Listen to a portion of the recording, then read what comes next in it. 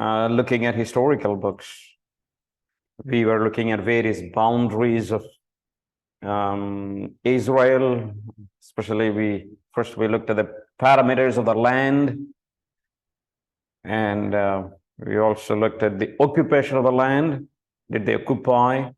We were suggesting that they occupied, but they were not able to occupy completely or fully. Right? Today, briefly, what we will do, we will look at the contours of the land, contours, or some people say contours, boundaries of the land, what we need to understand. What are the terms that are to be understood from historical books, right? Now, the first, okay, not the following regions commonly indicated the historical books and in the relevant literature, in the Bible and literature that is relevant. There are a few terms that are described, and we want to know what does that word mean. First of all, the word Levant, right? Levant. Levant is the geographical term, the name of which means Orient, right? The designation is somewhat flexible, but in general, it refers to the regions of Western Asia that border the eastern shore of Mediterranean, right? The countries that are in the east of the Mediterranean Sea, known as Levant. It includes modern countries of Palestine, Israel, Jordan, Lebanon, and Syria. All right, so here is a small map that tells the Levant, right? So the Levant, so here you have the Mediterranean Sea, here you have the Cyprus, and here now these areas are known as Israel, right? And you have Syria, Jordan, all right? So this area is known as the Levant. And that's the first term to know. And remember, you have the Red Sea here, you have the Egypt, Cairo here, right? These are something that you need to have the view as you study. All right. Second word that need to know is Negev, right? Negev. Negev is in Hebrew, it can mean two, dry or south, dry land or south.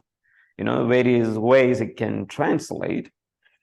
And it refers to the vast desert region extending southward from line drawn westward from Dead Sea. So Negev is actually begins from the Dead Sea through Beersheba to the edge of the coastal plain, then triangulating down to the northern tip of Red Sea. Right? If you look at here, we have, yes. So if you look at the Negev, it is coming from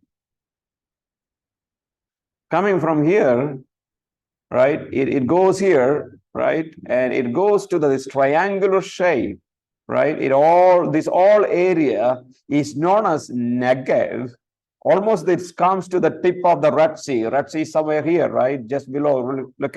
If you look at this map, you will see how that can be seen. Look at that one. You see this all part is known as Negev. And here you have the Red Sea, right? Red Sea area, that tip of the Red Sea. So that is the Negev. Then the next word you will see in historical books, is known as Judean wilderness. Judean wilderness. It is likewise a hostile desert region cut off from the Mediterranean range by the Judean River. It extends southeast from Jerusalem down to that sea, right? It comes from southeast from Jerusalem all the way to the Dead Sea, consisting largely hard white chalk and limestone rifts and ridges, right? Rifts and ridges. And the region is basically uninhabitable. All right. So Judean wilderness, right? These are the area. Remember, this is the Dead Sea, right? Dead Sea. And you have Jerusalem and other areas this side. So this plain is not this area with rifts and ridges, like small mountains and small mountains, and this area is barely inhabitable. All right, then the next word is known as Shephelah. Shephelah, another term. Shephelah extends the west of Jerusalem, right? If you know that here is the Dead Sea again, this is Jerusalem, right? Jerusalem, the west side of Jerusalem, right? And this coastal plain, these areas is known as Shephelah. Shephelah. So that is used in the Bible. It extends south and west of Jerusalem to the coastal plain because it lies on the western slopes of the Judean ridge, right? It is in that slope, right? You have to go down from the ridges, and the region is more temperate and fertile, very fertile land. Shephelah or Shephelah, Shephelah. Then you have coastal plain. Coastal plain. It extends along the whole of Mediterranean, and is divided naturally by the Carmel Ridge into two areas, like Philistia and Phoenicia. Philistia and Phoenicia, or known as Sharon. Plain of Sharon is the major area of rain, snow runoff, and is in places quite swampy. Philistia is more arid and consists largely of grassland. The Philistia area. The further south one goes, Philistine plain, the drier and more sandy the land becomes. So if you look at the Mediterranean area, you look at this area is known as the Philistines, right? Philistines area. In the historical books, and Phoenicians area is this place. Now these are all part of, I think, Syria, I guess. So you have, these are all areas are mentioned in the Bible, Phoenician states or Phoenicia, where, remember, you have the northern kingdom right here, Samaria here, right? So all the, some of the markings are given. Remember yesterday we said Tyre, Sidon or Sidon, all this area comes. So if this area had a bit of snowfall, and as you go down, this area is more drier, right? More dry area. And there are more kingdoms: kingdom of Judah, kingdom of Moab, kingdom of Edom, Nabatean tribes, Aramean tribes, kingdom of Ammon, kingdom of Aram, Damascus. And so, yes, you can even how, when Bible says these names, you can just visualize where all these things were. It was where. Now we are talking about Central Ridge. What is Central Ridge? It is a spine of mountains that extends from Hebron in the south, right in the south, all the way up to Megiddo in the north, where the ridge jets westward up to Carmel. The if you ever travel to Israel, you will, maybe the guide would show you where the Mount Carmel is. The ridge, and in the northern part of that area, Mount Carmel, it is usually white even now, like because of snow and snow-capped mountains are there, white mountains. The ridge creates an area of highlands that has proven strategic throughout the history in terms of control of Canaan. Capital cities, Jerusalem and Samaria, are both located in this side of the ridge, right? The hills in this area are not uniform, with the ridges alternating with the fertile valleys. So I have some, all right. Yes. So if you look at the land, Jerusalem, and here you have the Dead Sea again, and you have the Jerusalem, right? You have Sea of Galilee here, and somewhere here, somewhere here, the Megiddo Valley, and so here are maybe, if you want to know, see, you have read these words like Jebusites, Amorites, Canaanites, Philistines, Amorites, Girgashites, Canaanites, Hivites, Perizzites. These are also known as Canaanites, Hittites, Sidonians. See, so all these words you see, and Mount Gerizim, Mount Ebal, remember, the Mount of Curse and the Mount of Blessings. All these areas have got various names, and so when you read the Bible, it may be helpful for you to see and visualize where all these stories happened. And of course, the word Galilee, right? Galilee extends northward from vast Jezreel Valley, right? From Jezreel Valley. Look at this one. This is the Sea of Galilee, right? That small lake is known as Sea of Galilee. And so here is Jezreel, this area. Jezreel. And right here is Megiddo. And so if you look at all this area is known as Galilee. These are all Galilee, right?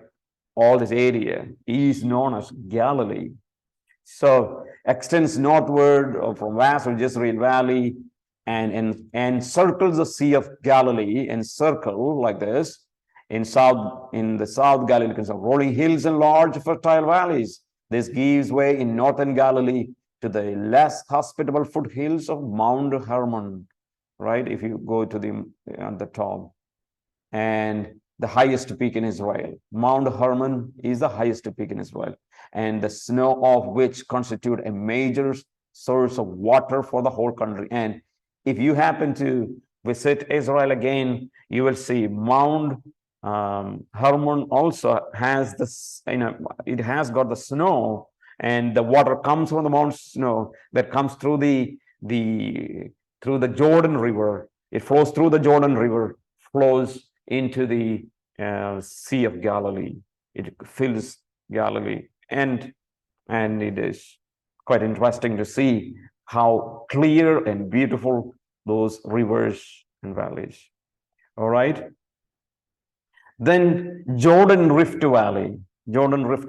It's a major fault line that extends from the rugged mountains, maybe more earthquake area that extends from rugged mountains north of Dan all the way into Central Africa, right? From the 9,200-foot peak Mount Hermon, which is the highest one, Mount Hermon, the rift extends staggering depth of 1,300 feet at the Red Sea.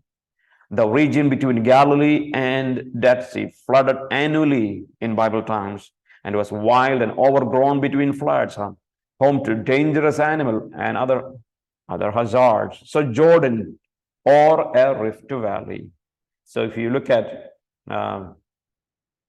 the snowfall mountains, water comes, right? It comes there and through the Sea of Galilee, and then water flows right from there, this Jordan Valley, and it comes to the Red Sea.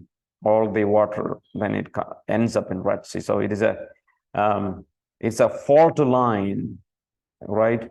Fault line. You see how the line can be drawn here in the map of Israel. Then you have Transjordan.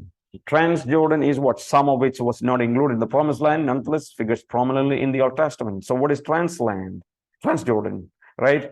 Beyond the Jordan. So if you know that this is the Jordan River, if you call these river as the Jordan River, and this area are known as Transjordan.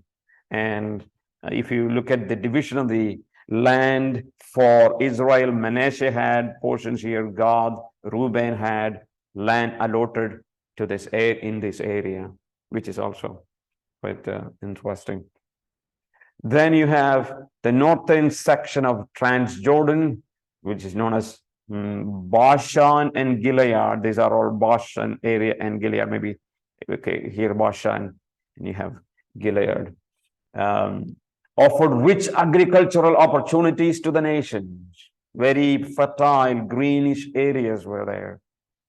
And the tribe of Manasseh laid claim to the bulk of this region before the conquest began. Right? Before the conquest began, Manasseh had really claim over this land. Heavy Jewish settlement occurred here, especially during the divided monarchy. When Israel was divided into two, southern kingdom and northern kingdom, a lot of people were living in this area. All right, then you have southern section of Transjordan known as Ammon. Okay, Ammon and Moab and Edom are less hospitable and were not properly part of the promised land, but still historical books mention them, right? So the Ammon, Moab, and Edom, where are they? Yes, if you look at, you see the kingdom of Ammon and Moab, right? Kingdom of Judah. So this is how, and the kingdom of Edom, you see, which is now maybe there are areas of Egypt or were part of this, but these were the kingdom that was divided one time. So you have Phoenician, the kingdom of Aram, Syrian Empire goes there, kingdom of Israel, kingdom of Judah, Philistine, and kingdom of Moab and things like that. All right, I think that's it for learning of the lands for Israel, especially in the historical books. All right, that's it. Any questions?